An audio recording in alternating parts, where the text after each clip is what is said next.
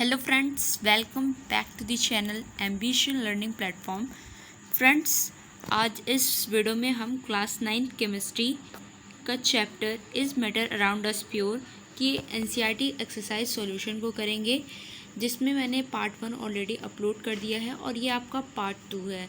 तो पार्ट 1 में मैंने आपको फर्स्ट क्वेश्चन से लेके थर्ड क्वेश्चन तक बताया था, लेकिन आज इस वीडियो में हम क्वेश्चन नंबर 4 से बाकी जितने सारे क्वेश्चन हैं आपके एनसीईआरटी बुक में वो करेंगे।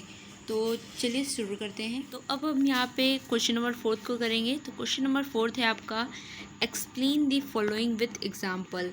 तो यहाँ पे आपको दिए हुए हैं क्वेश्चन, ठीक है। Saturated solution, pure substance, colloid और सस्पेंशन, इनको आपको एक्सप्लेन करना है एग्जाम्पल के साथ। तो चलिए एक एक करके सबको करते हैं।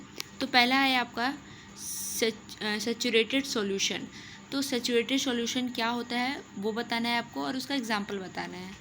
तो देखिए, saturated solution, a solution in which no more solute can be dissolve without raising temperature is called saturated solution.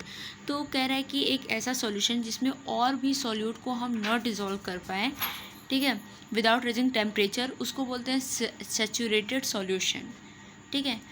तो और इसका एग्ज़ाम्पल क्या हो सकता है आपका? एग्ज़ाम्पल हो सकता है फॉर एग्ज़ाम्पल कि मैंने 36 ग्राम सॉल्ट को मिक्स किया 100 ग्राम ऑफ वाटर में, तो ये आपका सैचुरेटेड सॉल्यूशन बनेगा। और इसको जब हम टेम्परेचर इंक्रीज़ करेंगे तो इसमें और भी हम सोल्यूट डिज़ोल्व कर पाएंगे, तो वो आपका हो जाता है अनसैचुरेटेड सॉल्यूशन। लेकिन ये आपका क्या है? Saturated solution. इसमें क्या कर सकते हैं हम लोग? बिना टेम्परेचर को बढ़ाए इसमें हम और सैचुरेटेड इनमें और सोल्यूट को मिक्स करके डिज़ोल्व नहीं कर सकते, ठीक है। तो ये था आपका सैचुरेटेड सॉल्यूशन। अब आगे बढ़ते हैं। आपका बी बोला है प्योर सब्सटेंस। प्योर सब्सटेंस क्या होता है? तो all the elements and compounds are pure substance. तो जितने भी आपके एलिमेंट्स होते हैं और कंपाउंड होते हैं वो आपके प्योर सब्सटेंस होते हैं। क्यों होते हैं? Because they contain only one kind of particles, क्योंकि ये एक ही तरह के पार्टिकल से बने होते हैं, इसीलिए ये क्या होते हैं? प्योर सब्सटेंस होते हैं। और इसका एग्जांपल देख लीजिए आप, फॉर एग्जांपल H2O वाटर। तो इसमें क्या होता है? हाइड्रोजन और ऑक्सीजन, ठीक है, दो एलिमेंट मिलते हैं और वाटर बनाते हैं। तो ये आपका हो गया एग्जांपल प्योर सब्सटेंस का। और भी एग्जांपल हो सकते हैं प्योर सब्सटेंस के। हम नेक्स्ट चलते हैं। अब यहाँ पे आपको एक्सप्लेन करना है कोलाइड को, ठीक है। कोलाइड क्या होता है? तो a colloid is a kind of solution in which the size of solute particle is intermediate. तो कोलाइड एक टाइप का सॉल्यूशन होता है जिसमें जो उनके सोल्यूट पार्टिकल की जो साइज़ होती है वो इंटरमीडिएट होती है, मतलब कि ना ही सस्पेंशन से बड़ी होती है और ना ही सॉल्यूशन से छोटी होती है, ठीक है। और ये जो आपका कोलाइड होता है ये आपका हेट्रोजीनियस मिक्सचर होता है, ठीक है। ये देखने का आपको होमोजीनियस लगेगा, लेकिन ये एक्चुअल में ये क्या होता है? आपका हेट्रोजीनियस होता है। तो ये हो गया कोलाइड का। और इसके एग्जांपल्स देख लीजिए, for example milk, blood, urine. तो ये सारे एग्जांपल्स हैं आपके कोलाइड के। अब नेक्स्ट देखते हैं। नेक्स्ट आपको एक्सप्लेन करना है सस्पेंशन के बारे में, ठीक है। तो अ suspension is a heterogeneous mixture in which the solute particle do not dissolve but remain suspended throughout the bulk of medium। तो यहाँ पे क्या कर रहा है? जो सस्पेंशन होता है वो आपका हेट्रोजीनियस मिक्सचर होता है, और वो उनमें क्या होता है कि जो सोल्यूट पार्टिकल्स होते हैं, जो सोल्यूट पार्टिकल्स होते हैं वो क्या होते हैं? अब वो वाटर में डिज़ोल्व नहीं होते हैं, बल्कि वो जो नीचे का हो जाता है वहाँ पे वो सस्पेंडेड हो जाते हैं, ठीक है, इकट्ठा हो जाते हैं। उसके बाद इसके एग्जांपल देख लीजिए आप सस्पेंशन के। तो सस्पेंशन के एग्जांपल हो जाएंगे चॉक पाउडर, व्हीट फ्लोर, और भी एग्जांपल हो जाएंगे, ठीक है, ऐसे ही। तो ये मैंने आपको चारों को एक्सप्लेन कर दिया। अब आगे नेक्स्ट पढ़ते हैं। अब हमारा क्वेश्चन नंबर 5 है। क्वेश्चन नंबर 5 में बोला है classify each of the following as a homogeneous और हेट्रोजीनियस मिक्सचर।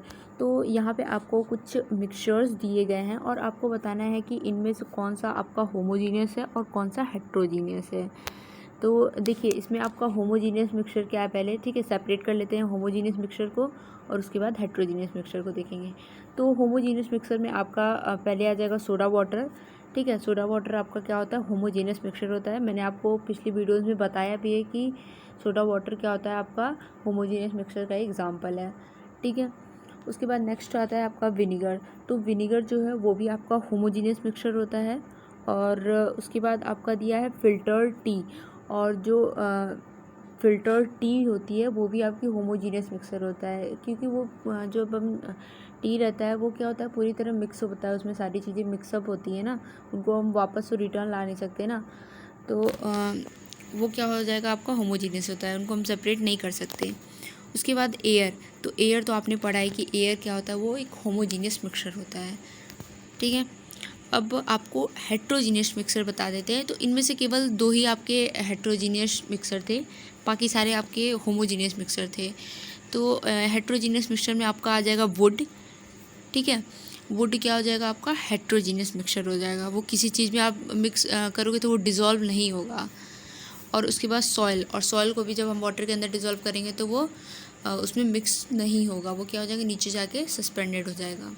तो यहाँ पे कुछ मिक्सचर दिए हुए थे जिन्हें हमने बताया कि कौन सा उसमें होमोजीनियस है और कौन सा हेट्रोजीनियस है। अब नेक्स्ट आगे पढ़ते हैं। अब क्वेश्चन नंबर 6 में पूछा है how would you confirm that colourless liquid given to you is pure water. तो यहाँ बोल रहा है कि आपको कलरलेस लिक्विड दिया गया है, ठीक है, कलरलेस लिक्विड दिया गया है और वो क्या है, प्योर वाटर है। आप उसको कैसे प्रूव करोगे कि जो आपको कलरलेस लिक्विड दिया गया है वो आपका प्योर वाटर है, ठीक है। तो आंसर देखते हैं हम कैसे कंफर्म करेंगे। तो we can confirm if a colourless liquid is pure by setting it to boil. तो इसको प्रूफ करने के लिए हम क्या करेंगे, ये जो कलरलेस लिक्विड आपको दिया गया है आप उसको क्या करो, बॉयल करके देखो। जब आप उसको अगर वो क्या, क्योंकि आपको पता है कि जो वाटर की बॉइलिंग पॉइंट होती है वो 100 डिग्री सेल्सियस है। तो अगर वो 100 डिग्री सेल्सियस पे बॉयल होने लगा, जो कलरलेस लिक्विड आपको दिया गया है, तो वो आपका क्या है, प्योर वाटर ही है, तो ये आपको प्रूव हो जाएगा। तो यहाँ बोल रहा है if it boil at 100 degree Celsius is said to be pure water. तो वही मैंने बताया, अगर वो 100 डिग्री सेल्सियस पे बॉयल होने लगेगा तो वो आपका प्योर वाटर होगा। तो ये तो प्रूव हो गया, ठीक है, ऐसे आप बता सकते हो किसी को। अब नेक्स्ट बढ़ते हैं आगे। अब यहाँ पे आपका है क्वेश्चन नंबर 7 है। क्वेश्चन नंबर 7 में क्या पूछ रहा है आपको, विच of the following materials fail in the category of a pure substance. तो इनमें से आपको बताना है कि कौन सा प्योर सब्सटेंस है, ठीक है। तो चलिए एक एक करके सबको समझते हैं। अब यहाँ पे आपको पहला दिया हुआ है आइस। आइस क्या है आपका, आइस आपका प्योर सब्सटेंस है। कैसे है कि जैसे कि एग्जांपल ये कि हम H2O वाटर, ठीक है, जो वाटर होता है वो क्या आपका 2 एलिमेंट से बना होता है, हाइड्रोजन और ऑक्सीजन से। तो वैसे ही वाटर जब आपका प्योर सब्सटेंस है तो आइस जब उसका सॉलिड फॉर्म है तो उनमें कोई चेंजेस नहीं आएगी, वो भी आपका क्या होगा, प्योर सब्सटेंस ही होगा, ओके। तो आइस आपका क्या हो जाएगा, प्योर सब्सटेंस में आ जाएगा। उसके बाद नेक्स्ट आता है मिल्क। तो मिल्क में आपको पता है कि उसमें फ़ैट, प्रोटीन, ये सारी चीज़ें पाई जाती हैं, तो इसीलिए मिल्क क्या होता है, आपका इम्प्योर सब्सटेंस होता है। अब नेक्स्ट बढ़ते हैं हम सी में दिया आपका आयरन। तो आयरन तो आपको पता है कि ये एक एलिमेंट होता है, तो ये आपका क्या होगा, प्योर सब्सटेंस होगा, ठीक है। अब नेक्स्ट है आपका हाइड्रोक्लोरिक एसिड। अब हाइड्रोक्लोरिक एसिड आपको पता है किस 2 एलिमेंट से बना है, हाइड्रोजन और क्लोरीन से मिलके आपका हाइड्रोक्लोरिक एसिड बना है। तो ये आपका क्या है, प्योर सब्सटेंस है, ठीक है, कंपाउंड प्योर सब्सटेंस आप कह लो। तो ये आपको यहाँ पे प्योर सब्सटेंस बनाना था। और उसके बाद नेक्स्ट देखते हैं क्या है। नेक्स्ट है आपका कैल्शियम ऑक्साइड। अब यहाँ पे भी कैल्शियम ऑक्साइड 2 एलिमेंट से बना है, एक कैल्शियम और ऑक्सीजन। तो इन दोनों एलिमेंट को मिला के आपका कैल्शियम ऑक्साइड बना है। तो ये भी आपका क्या है, प्योर सब्सटेंस है। नेक्स्ट है आपका मरकरी। तो मरकरी तो आपको पता है कि ये आपका क्या होता है, प्योर सब्सटेंस होता है। उसके बाद नेक्स्ट है आपका ब्रिक। तो ब्रिक क्या है, ब्रिक क्या है आपका, ये इम्प्योर सब्सटेंस है। उसके बाद नेक्स्ट है वुड। तो वुड भी आपका क्या है, इम्प्योर सब्सटेंस है। उसके बाद आपका एयर। एयर तो आपको पता है कि ये भी क्या है, आपका इम्प्योर सब्सटेंस है। इनमें क्या होता है, अलग अलग गैसेस मिक्स होती हैं, तो एयर क्या है आपका, ये इम्प्योर सब्सटेंस में आ जाएगा। और प्योर सब्सटेंस में आपके यहाँ पे केवल आइस था, iron, hydrochloric acid, calcium oxide और मरकरी। तो ये 5 जो थे आपके प्योर सब्सटेंस थे। ठीक है, अब क्वेश्चन नंबर 8 है, identify the solution among the following mixture. तो यहाँ पे मिक्सचर्स दिए हुए गए हैं और आपको इनमें बताना है कि कौन कौन सा सॉल्यूशन है। तो पहला है आपका सॉइल। तो सॉइल आपको क्या, सॉइल आपको पता है कि आपका हेट्रोजीनियस मिक्सचर होता है, लेकिन जो आपका सॉल्यूशन होता है वो क्या होता है, होमोजीनियस मिक्सचर होता है। तो ये सॉइल क्या है, ये आपका सॉल्यूशन नहीं है, ये आपका वाटर में पूरी तरह मिक्सअप नहीं होता है। ये क्या होता है, नीचे आपके सस्पेंडेड हो जाते हैं। तो सॉइल क्या होगा, वो आपका सॉल्यूशन नहीं है। नेक्स्ट आपका सी वाटर। तो सी वाटर आपको पता है कि एक तरह का सॉल्यूशन होता है। ये क्या होते हैं, पूरी तरह से मिक्स रहते हैं। ठीक है, तो सी वाटर आपका क्या होगा, एक सॉल्यूशन होगा। उसके बाद एयर। तो एयर तो आपको पता है कि एयर क्या होता है, होमोजीनियस मिक्सचर होता है, और इसीलिए ये आपका क्या है, सॉल्यूशन है। तो एयर भी आपका क्या हो जाएगा, सॉल्यूशन हो जाएगा। नेक्स्ट है कोल। तो कोल क्या होता है, कोल आपका सॉल्यूशन नहीं होता है। उसके बाद नेक्स्ट आता है आपका सोडा वाटर। सोडा वाटर आपको पता है कि सोडा वाटर आपका क्या होता है, सॉल्यूशन होता है। तो यहाँ पे हमारे बस केवल 3 ही आपके जो मिक्सचर्स थे वो आपके सॉल्यूशन थे। एक तो सी वाटर, ठीक है, क्योंकि ये होमोजीनियस मिक्सचर है।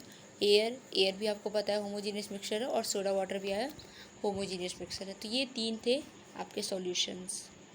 अब आगे चलते हैं next, question number 9। Question number 9 में आपको क्या पूछा है, which of the following will show Tyndall effect. तो यहाँ पे आपको बताना है कि इनमें से कौन सा टेंडल इफेक्ट शो करता है। तो सबसे पहले आप जान लो कि टेंडल इफेक्ट होता क्या है। तो the scattering of a beam of light is called Tyndall effect. तो बीम ऑफ लाइट की स्कैटरिंग को हम टेंडल इफेक्ट कहते हैं। तो देखिए यहाँ पे कौन कौन सा टेंडल इफेक्ट शो करता है, देखते हैं यहाँ पे। पहला आपका दिया है सॉल्ट सॉल्यूशन। तो आपको पता है कि सॉल्ट सॉल्यूशन में क्या होता है कि ये आपका सॉल्ट सॉल्यूशन में जब आप बीम ऑफ लाइट को पास करोगे तो वो पूरा स्कैटर नहीं होगा। तो ये आपका जो सॉल्ट सॉल्यूशन है वो आपका टिंडल इफेक्ट शो नहीं करता है। उसके बाद नेक्स्ट आता है मिल्क।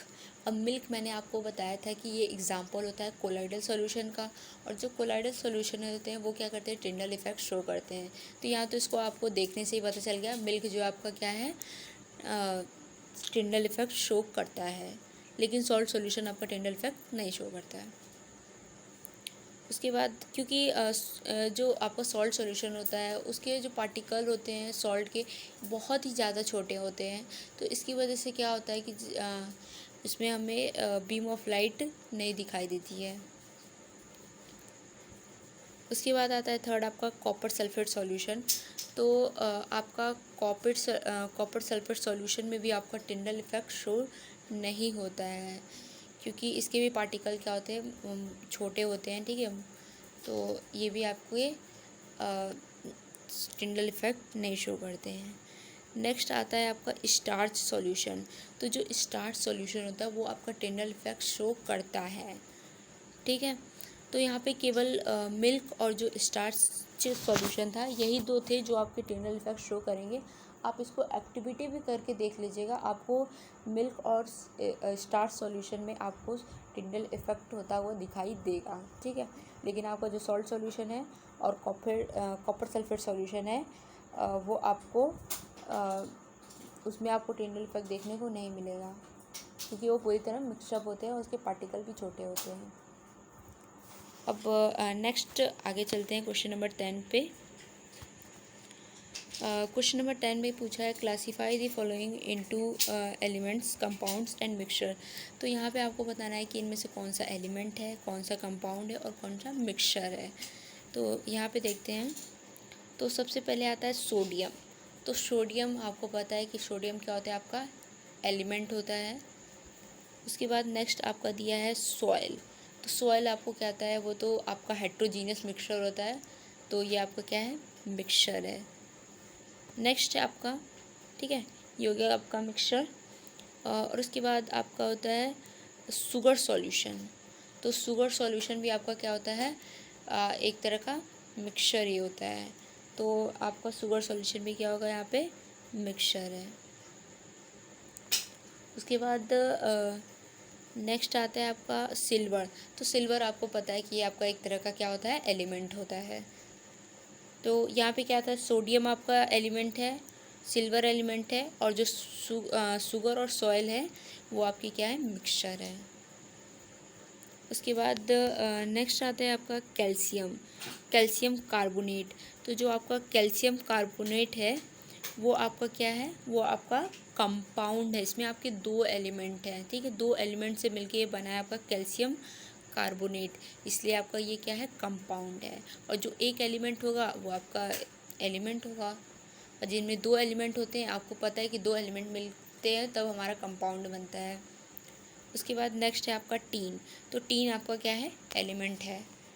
उसके बाद नेक्स्ट आता है सिलिकॉन। तो सिलिकॉन भी मैंने आपको पिक्चर के थ्रू बताए थे कि ये भी क्या होता है, आपका एक एलिमेंट होता है।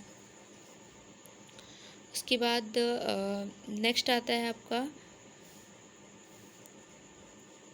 कोल। तो कोल आपका क्या होता है, ये आपका होता है मिक्सचर होता है एक तरह का।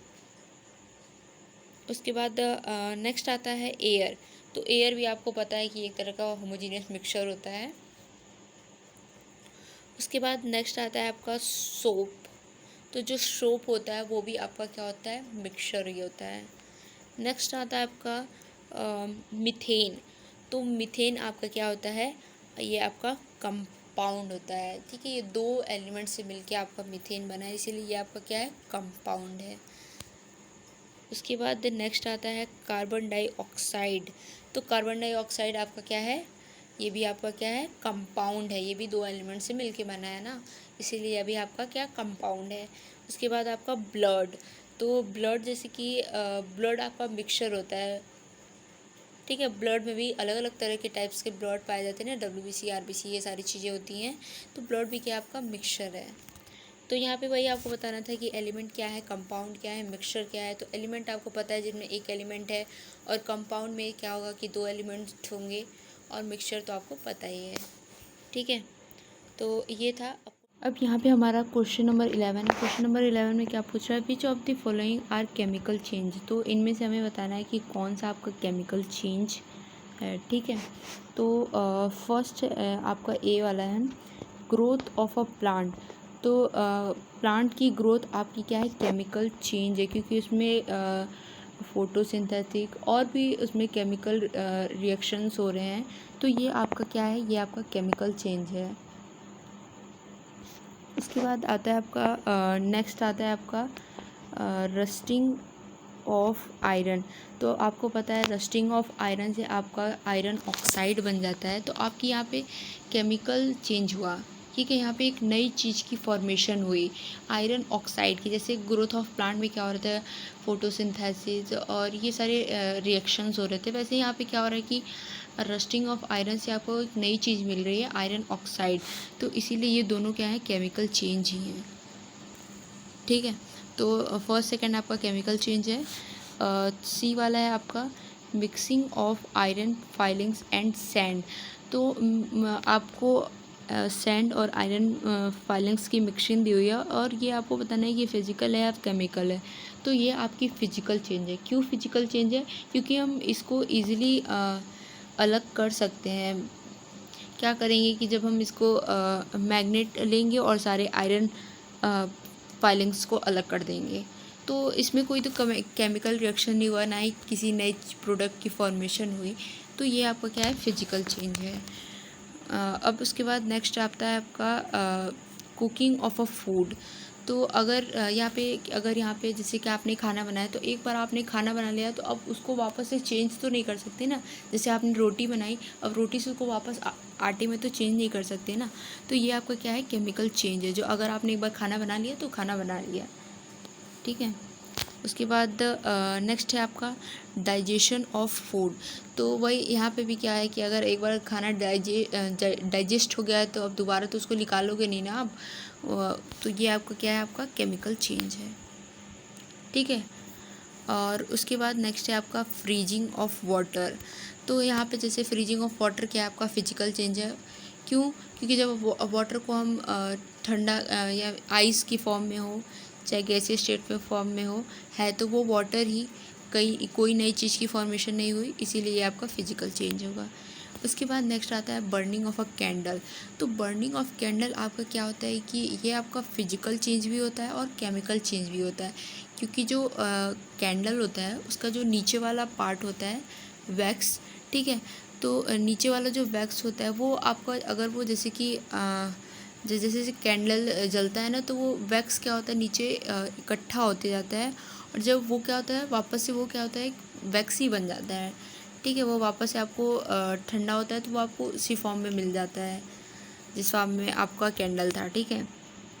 तो वो आपका क्या है, फिज़िकल चेंज भी है और उसमें केमिकल चेंज भी होता है, जैसे कि उसमें से हीट और जो भी लाइट निकलती है तो उसको वो आपका क्या हो जाएगा, वो आपका हो जाएगा केमिकल चेंज। तो इसमें क्या हो रहा है, आपका फिजिकल चेंज भी हो रहा है, केमिकल चेंज हो रहा है। जो नीचे का वैक्स है उसको हम दोबारा से वापस ला ले रहे हैं, बट जो ऊपर का था, ठीक है, उसको हम वापस नहीं ला सकते, ठीक है।